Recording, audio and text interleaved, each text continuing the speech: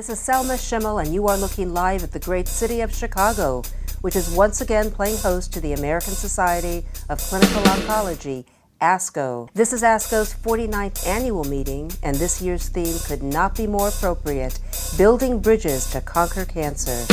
More than 30,000 of the world's foremost cancer specialists are here, and so is the Group Room, making our 15th appearance at ASCO and one of our very best. Joining me now is Dr. Mario Lacouture, Associate Member in the Department of Medicine Dermatology Service at Memorial Sloan-Kettering Cancer Center in New York City. Hello, Dr. Lacouture.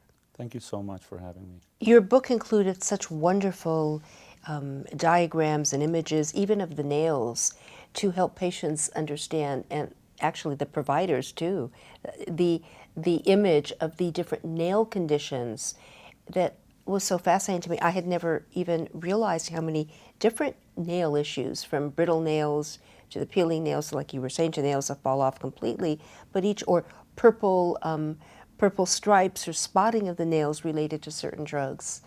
Yes, absolutely. And people tend to think that the nails are only a part of our body that we have there to apply nail polish or to apply some decorative component to them. But nails have a very important function in holding objects and providing sensation to the fingertips, because they provide an opposing structure to the tips of the fingers.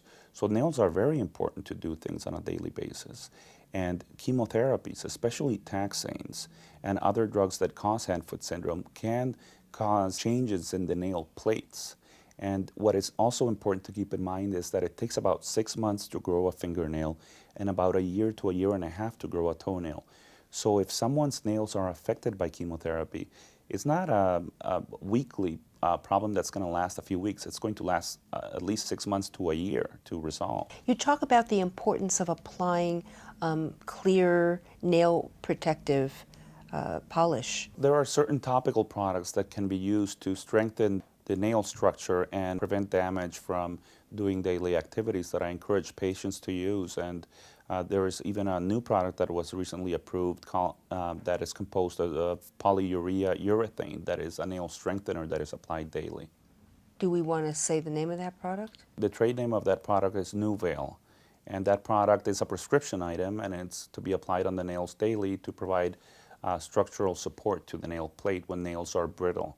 But whenever someone has brittle nails, we also recommend they use biotin 2.5 milligrams a day, or vitamin B7. I'm glad you brought that up. I've heard actually hairstylists speak about this to their healthy clients that may be saying that, you know, my hair is thinning. And I've always wondered if cancer patients can also say biotin it's a capsule? Yes.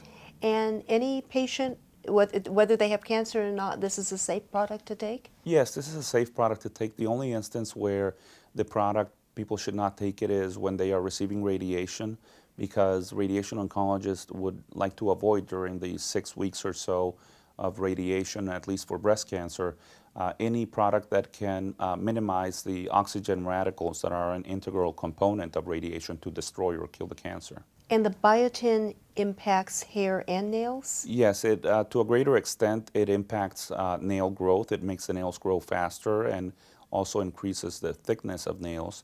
But for hair, whenever I see a patient with hair thinning, which I see about 5 patients a day with hair thinning, we have to make sure that they don't have any coexisting conditions that may contribute to hair thinning, such as their thyroid, low iron stores, and levels of vitamin D and zinc.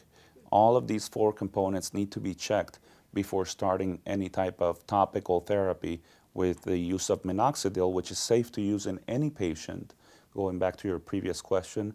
And also, we are increasingly using oral agents such as spironolactone, which is an anti-androgen therapy. In other words, this drug blocks the male hormones that some women also have a small quantity of male hormones in their body, and by decreasing this amount of male hormone, we can revert to a more robust hair growth. And what you do is such a great contribution to patients' quality of life. And I really thank you. It's been a pleasure talking with you. Thank you so much for having me, Selma. Dr. Mario Lacouture, Associate Member in the Department of Medicine, Dermatology Service at Memorial Sloan-Kettering Cancer Center in New York City. Thank you, Dr. Lacouture. Thank you.